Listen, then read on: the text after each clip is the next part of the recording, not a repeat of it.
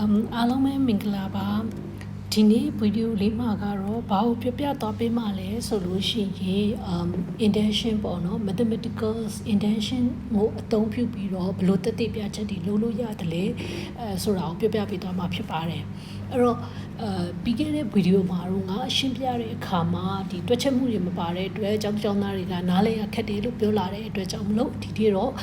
handwriting လေးနဲ့ရေးပြီးတော့ပြချင်ပါတယ်နော်အဲ့တော့ဒီနေ့ပြမယ့်ဥပမာလေးကဘာလဲဆိုလို့ရှိရင်ကိုပြမယ့်တက်တည်ပြချက် statement ကဘာကိုတက်တည်ပြမှာလဲဆိုတဲ့ခါကျတော့ positive integer တွေအားလုံးရဲ့ပေါင်းခြင်းတည် n into n plus 1 by 2နဲ့ညီမျှပါတယ်ဆိုတာကိုတက်တည်ပြပြီးတော့မှာဖြစ်ပါတယ်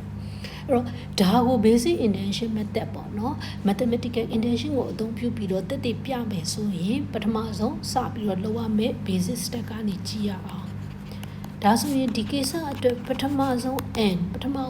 n ဒီပါဖြစ်မလဲအဲ့တော့ဒီ equation ဒီ positive integer အားလုံးအတွက်ပြမှာဖြစ်တဲ့အတွက်ကြောင့်မလို့ပထမဦးဆုံး n ရဲ့ first value ဒီပါလဲဆိုတော့1ဖြစ်ပါတယ်အဲ့တော့ကျွန်တော်တို့ကဘာကိုတက်တည်ပြမလဲဆိုရင် p of 1ဒီမှန်ကန်ကြောင်းကိုတက်တည်ပြကြရမှာဖြစ်တယ်အဲ့တော့ p of 1ကမှန်ကန်ကြောင်းတက်တည်ပြဖို့အတွက်ဆိုလို့ရှိရင် let's start with this p of 1 all right p of 1 p of 1ဒီ true ဖြစ်ကြောင်းတက်တည်ပြမှာဖြစ်တယ်အဲ့တော့ p of 1ကိုတက်တည်ပြဖို့အတွက်ဆိုရင်ကြည့်ရအောင် left hand side ပေါ့နော် left hand side ကနေစကြည့်လိုက်ရအောင် left hand side ကိုကြည့်မယ်ဆိုလို့ရှိရင် n ဒီ1ဖြစ်တဲ့အတွက်ကြောင့်မလို့ left hand side ဒီ1ကစမယ်အဲ့တော့ right hand side ရဲ့ formula ကဘာလို့ပေးထားလဲဆိုတော့ n into n plus 1 by 2လို့ပေးထားတာဖြစ်တယ်ဒါဆိုရင် n ရဲ့ valueဒီ1ဖြစ်တဲ့အတွက်ကြောင့်မလို့အစားထိုးပြီးတော့ထည့်လိုက်တယ်ဆိုရင်1 into 1 plus 1 by 2အဖြေဒီပါရမလဲဆိုတော့1 into 2 by 2အဖြေကပါရလဲ1ရပါတယ်ဒါဆိုရင်ကျွန်တော်တို့ရဲ့ left hand side နဲ့ right hand side ဒီတူညီသွားပြီဖြစ်တဲ့အတွက်ကြောင့်မလို့ p of 1ဒီမှန်ကန်တယ်လို့သတိပြဖို့ဒါဖြစ်သွားပါလိမ့်မယ်ဒါက basic step ပါနော်အဲ့တော့ဒုတိယတစ်ဆင့်ဖြစ်တဲ့ intention step ကိုသွားကြရအောင်intention step ကိုတက်တည်ပြတော့မယ်เนาะအဲ့တော့ intention step ကိုတက်တည်ပြဖို့အတွက်ဆိုရင်ကျွန်တော်တို့ရဲ့ hypothesis ကဘာလို့ပြောထားလဲဆိုကိုယ့်ရဲ့ user ချက်ပေါ့เนาะအဲ့တော့အဲ့ဒီ user ချက်ကဘာလဲပြောထားလဲဆိုတော့ p of k ဒီ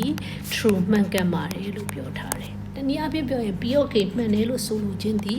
1 plus 2 plus 3 plus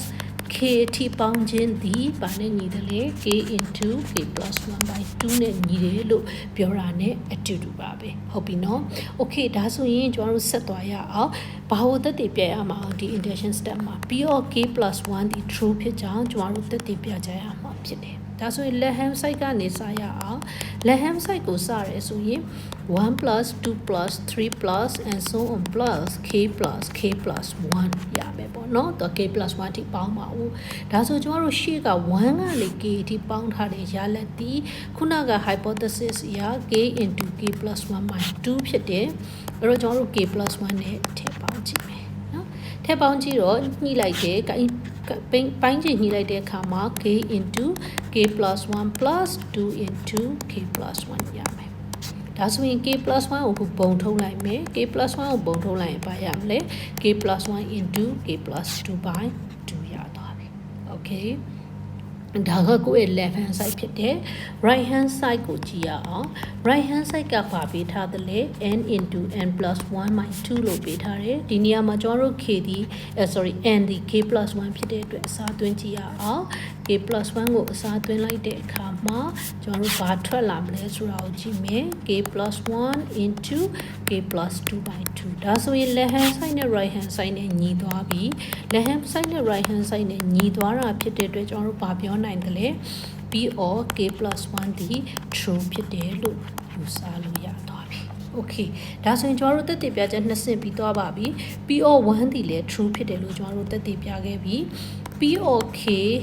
assuming that p of k ဒီ true ဆိုရင် p of k plus 1ဒီလည်းမှန်ကန်ကြောင်း implies ဖြစ်ကြောင်းတက်တည်ပြခဲ့ပြီဒါဆိုဒီ condition နှစ်ခုလုံးမှန်ကန်တယ်လို့တက်တည်ပြတဲ့အခါမှာကျွန်တော်တို့ဘာကိုယူဆနိုင်တယ်လဲဆိုရင် p of n ဒီမှန်မယ်ဘလို့အခြေအနေမျိုးမှာမှန်မလဲ p of n is true for all n is in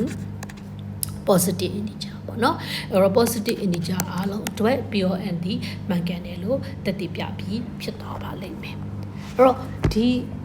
basic intention ဒီအရန်လွယ်ပါတယ် mathematical intention ကကျွန်တော်တို့ကိစ္စနှစ်ခုပဲစဉ်းစားရတယ်ပထမအဆုံးစပြီးတော့စဉ်းစားတာဒီခုနကပြောခဲ့တဲ့ first term ပေါ့နော်ဒီမှာတော့ first term ဒီ1ဖြစ်တဲ့အတွက်ကျွန်တော်တို့1ကစဉ်းစားတယ်ဒုတိယ step မှာကျတော့ပထမယူဆလိုက်တာဒီ POK ဒီမှန်ကန်တယ်လို့ယူဆလိုက်တယ်အချိန်မှာ POK + 1ဒီမှန်ကန်ကြောင်းသက်သေပြတယ်ဒီ condition နှစ်ခုမှန်ပြီဆိုလို့ရှိရင် basic mathematical intention အရာ